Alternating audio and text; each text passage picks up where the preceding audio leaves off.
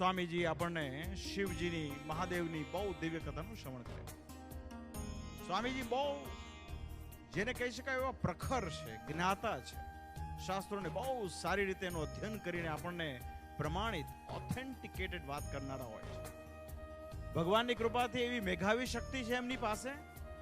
આપણે બધા હમણાં જોયું, કોઈ પણ એક વિષયને લઈને ચાલે, એ પછી સાદી હોય, ભાલેજ હોય, નરેન્દ્રભાઈ હોય કે રામદાસજી હોય, સ્વામીની ઉપર ભગવાન એવી કૃપા છે કે કોઈ પણ એક વિષયને લઈને જો સ્વામીજી વક્તવ્ય આપવાનું શરૂ કરે તો આખી રાત ટૂંકી પડે એવી ભગવાન સ્વામિનારાયણની એમની પર કૃપા છે.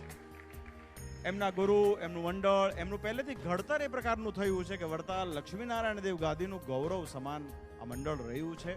માટે હું બહુ હૃદયથી આજે અમારા સ્વામીજી, નૌતમ સ્વામીજીને ખૂબ ખૂબ ધન્યવાદ આપું છું અને ભગવાનને પ્રાર્થના કરું કે તમારે કાયમ મૂળ સંપ્રદાયની જે મૂળભૂત બાબતો હોય એની પર કાયમ તમારે પ્રકાશ પાડતા રહેવું.